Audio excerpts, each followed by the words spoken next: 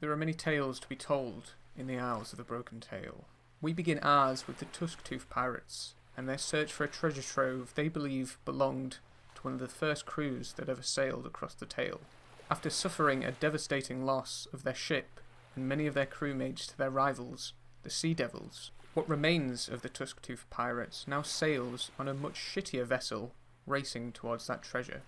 After a quick trip to Vox to pick up supplies and a couple of new crewmates, the Tusktooth Pirates find themselves in the town of Midport, the final stop on their journey towards wealth and riches. Or so they believe. This was the small opening zinger that I read to my players for the first episode of this campaign, and I think it sums up pretty well what the first part of the campaign is going to be about. These two rival pirate crews, the Tusktooth Pirates and the Sea Devils, going at it, with the PCs joining the much weaker side of the Tusktooth Pirates. So let's run down the PCs and some of the main NPCs on the Tusktooth Pirates. So for the PCs we have Crow, who is a tiefling druid of the stars. There's Chubbs, the dwarven artillerist artificer. There's Kemid, the human college of law bard.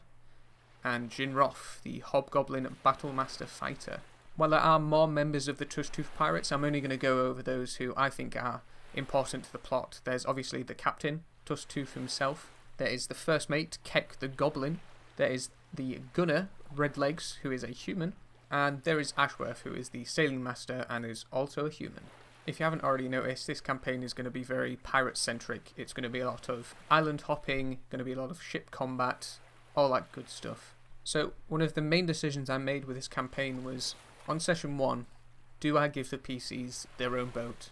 This was a hard decision to make because on the one hand I wanted to give the PCs agency, and if you're doing that in a pirate campaign they have to have their own ship. They can't be under some captain who's making all the decisions for them. On the other hand, I wanted them getting their first ship to be special. I didn't want them to just start with it. So I kind of made a compromise. They're on a ship and they have a captain, but the crew is essentially falling apart. This first kind of very mini arc, which is only going to be around 3 or 4 sessions, is essentially going to be the dissolution of the Tusktooth Pirates, or that's how I see it playing out in my head. The PCs may surprise me and save the ship completely and the crew, but I think that's very unlikely to happen for, well, 2 main reasons. The first being, there's a mutiny on the ship.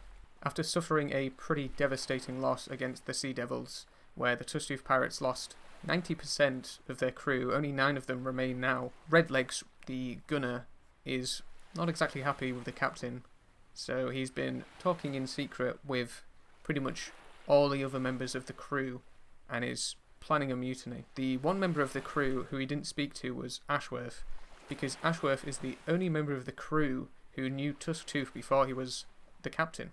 They were crew members on the Briggs Pirates before they left that crew and formed their own, the Tusktooths. And the second reason is because they have a double agent of sorts.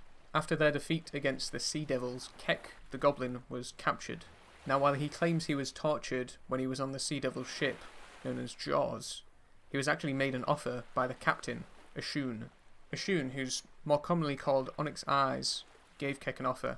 You pretend you were tortured by us, go back to the Tusktooth Pirates, and we'll give you this.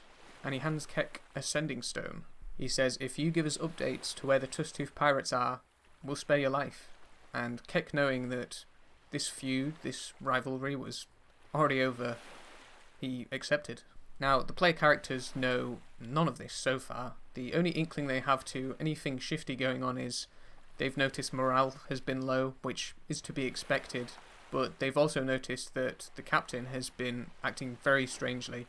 He's been throwing up, he's been sleeping a lot, he just seems very ill, and he's even fainted a couple of times while aboard the ship. What the players don't know is, this is all Redlegs is doing. He's been slowly poisoning the captain until he dies. He would rather him die of natural causes and then assume the role of captain than outright kill him, but he's not against that either.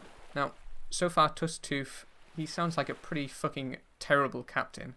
He lost against his rivals, he's been poisoned by his own crew, but he's not stupid. He knows exactly what's going on, and that's why the PCs are on this ship in the first place.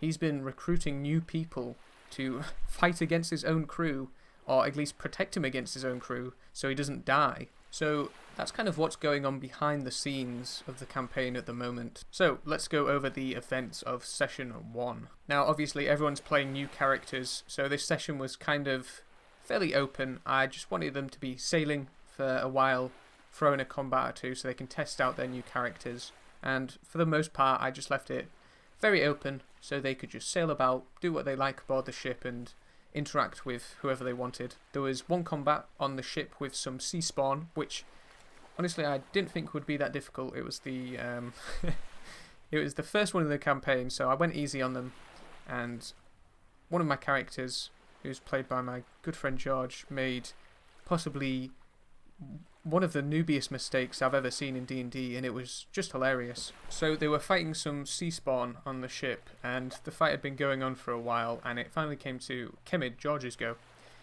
and he had been hit a few times, so he was on about 8, maybe 10 HP, and George took his time and he said, okay, I'm going to cast Sleep. And I thought, okay, that's interesting, there's quite a lot of friendlies around. And then he centered it on himself. Now I'm not going to explain what Sleep does here, but essentially Kemid put himself to sleep and did nothing else. And the worst part is, if he put someone else to sleep, it would have been Ashworth, one of the other friendly characters, so it would have been even worse if he rolled well. Now, I wish that this was in character. Kemid is the noob amongst the PCs. He's been an orphan his entire life, he's new to sailing, he's new to adventuring, and I just wish that this was something George did in character, but I just know it's something he did. So for most of the session they were just on the ship, role-playing, getting to know their characters.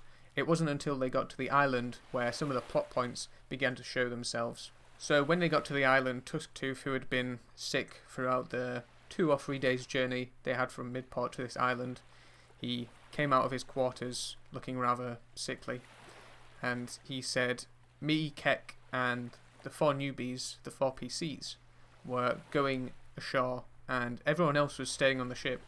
So something I do is I like to roll for NPC and NPC interaction.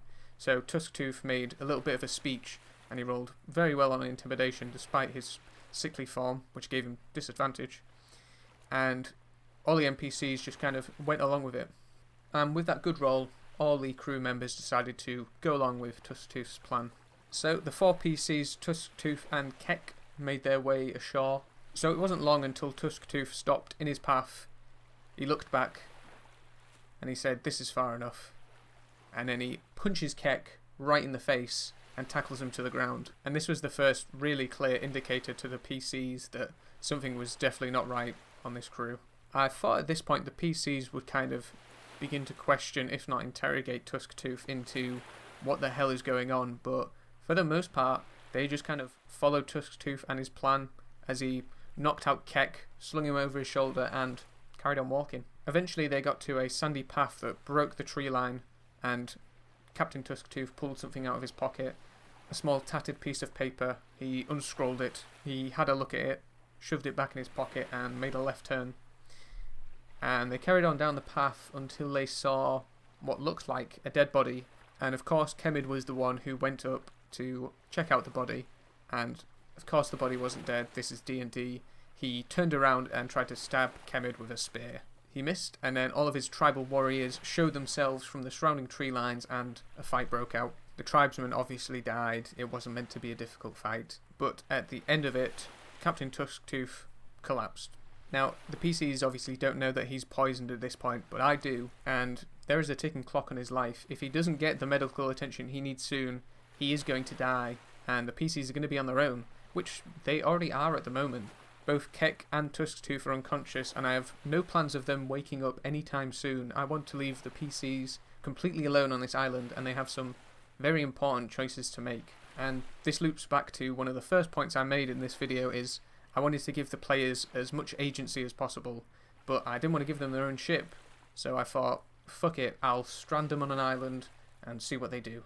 Now, after this fight, the players had a little rummage around in the belongings of Keck and Tusktooth, and they found some interesting things. Keck carries with him a small little satchel, and in the satchel he has a number of rations, water skin, and Ascending Stone. This is obviously going to become a very important plot point going forward, and I was actually speaking to one of my players, Angus, who plays Jin, and he already figured out that the other Ascending Stone is on the Sea Devil ship, which is fine. I don't mind that my players figure out my plot twists, or just the plot points in general, to be honest, because I think that's the most interesting part, is guessing that kind of stuff. They also found on Tusktooth his small little map.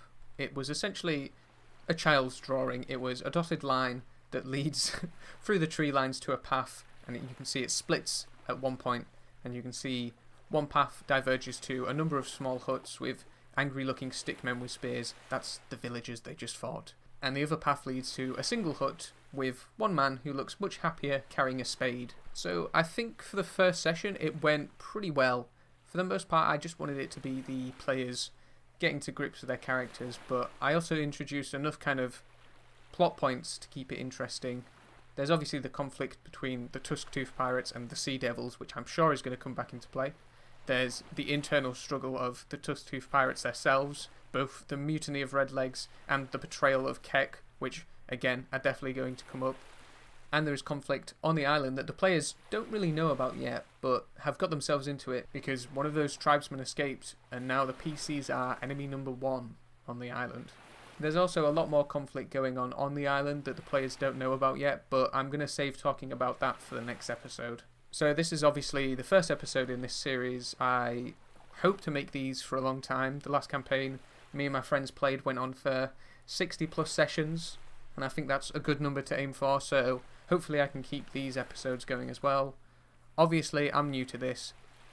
If this sounds terrible or if my storytelling is really bad, then I'm sure you guys will let me know in the comments. So this would be the part of the episode where I'd say if you want to check out what I've been talking about today and watch us play live, you can go over to our Twitch channel, which I'll leave in the description below. Except we didn't record the VOD because we're stupid and we're new at this. But episode 2 will be up. Hopefully we'll be playing sometime soon, so I hope you come join us. Peace.